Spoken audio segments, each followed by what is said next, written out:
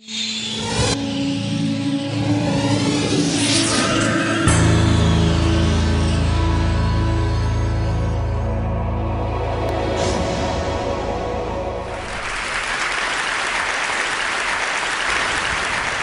know what you're thinking.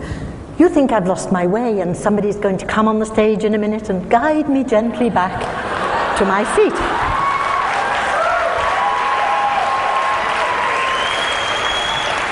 I get that all the time in Dubai.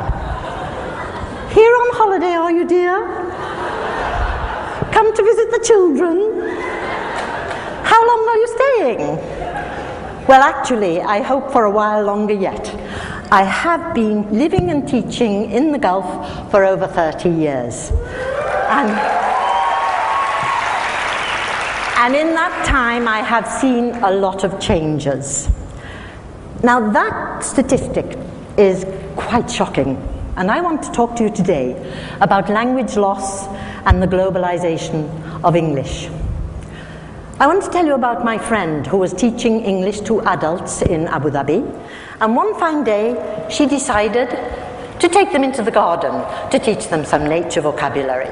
But it was she who ended up learning all the Arabic words for the local plants, as well as their uses, medicinal uses, cosmetics, cooking, herbal. How did those students get all that knowledge? Of course, from their grandparents and even their great-grandparents. It's not necessary to tell you how important it is to be able to communicate across generations. But sadly, today, languages are dying at an unprecedented rate. A language dies every 14 days. Now, at the same time, English is the undisputed global language. Could there be a connection?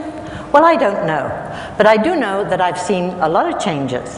When I first came out to the Gulf, I came to Kuwait in the days when it was still a hardship post. Actually, not that long ago, that is a little bit too early. But nevertheless, I was recruited by the British Council along with about 25 other teachers, and we were the first non-Muslims to teach in the state schools there in Kuwait. We were brought to teach English because the government wanted to modernize the country and to empower the citizens through education. And of course, the UK benefited from some of that lovely oil wealth. Okay, now this is the major change that I've seen. How teaching English has morphed from being a mutually beneficial practice to becoming a massive international business that it is today. No longer just a foreign language on the school curriculum, and no longer the sole domain of Mother England. It has become a bandwagon for every English-speaking nation on earth. And why not? After all, the best education, according to the latest World University rankings, is to be found in the universities of the UK and the US. So everybody wants to have an English education, naturally. But if you're not a native speaker, you have to pass a test. Now, can it be right to reject the student on linguistic ability alone? Perhaps you have a computer scientist who's a genius. Would he need the same language as a lawyer, for example? Well, I don't think so. We English teachers reject them all the time. We put a stop sign and we stop them in their tracks. They can't pursue their dream any longer till they get English. Now, let me put it this way. If I met a monolingual Dutch speaker who had the cure for cancer, would I stop him from entering my British university? I don't think so. But indeed, that is exactly what we do. We English teachers are the gatekeepers, and you have to satisfy us first that your English is good enough. Now, it can be dangerous to give too much power to a narrow segment of society. Maybe the barrier would be too universal. Okay. But I hear you say, what about the research? It's all in English. So the books are in English, the journals are in English, but that is a self-fulfilling prophecy. It feeds the English requirement, and so it goes on. I ask you, what happened to translation? If you think about the Islamic Golden Age, there was lots of translation then.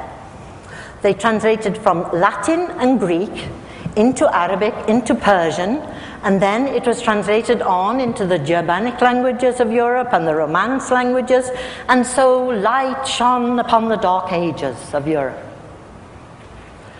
Now, don't get me wrong, I am not against teaching English, all you English teachers out there. I love it that we have a global language. We need one today more than ever. But I am against using it as a barrier. Do we really want to end up with 600 languages and the main one being English or Chinese? We need more than that. Where do we draw the line? This system equates intelligence with a knowledge of English, which is quite arbitrary.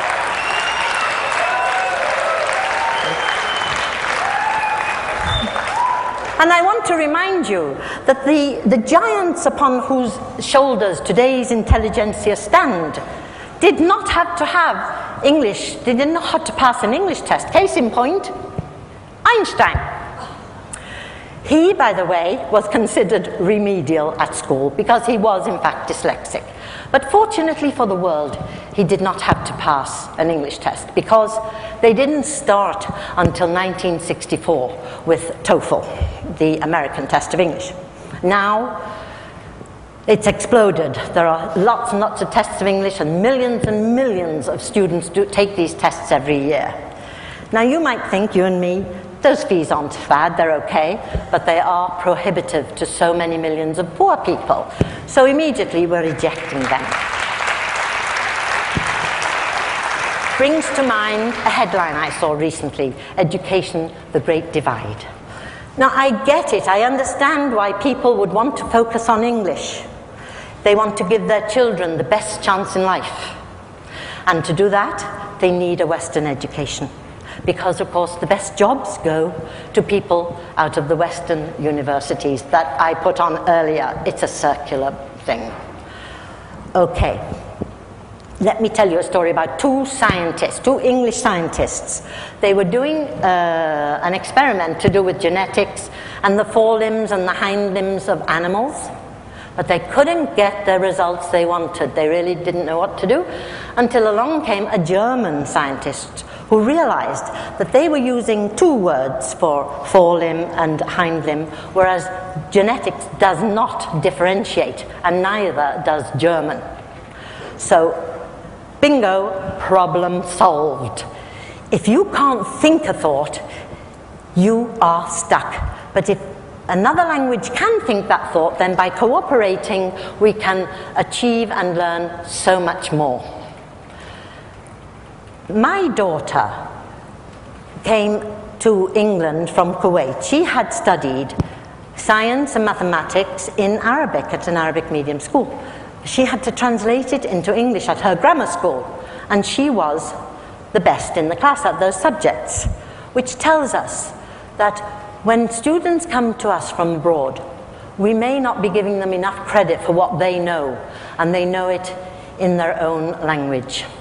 When a language dies, we don't know what we lose with that language. This is, I don't know if you saw it on CNN recently.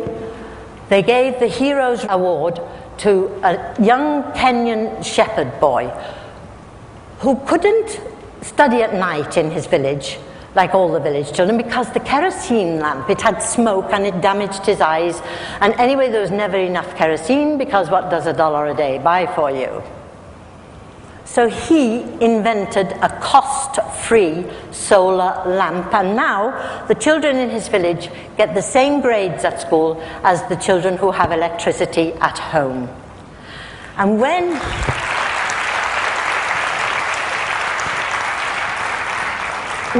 he received his award, he said these lovely words: "The children can lead Africa from what it is today, a dark continent, to a light continent." A simple idea, but it could have such far-reaching consequences.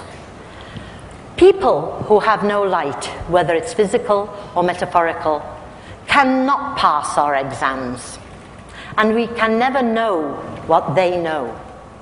Let us not keep them and ourselves in the dark. Let us celebrate diversity. Mind your language. Use it to spread great ideas.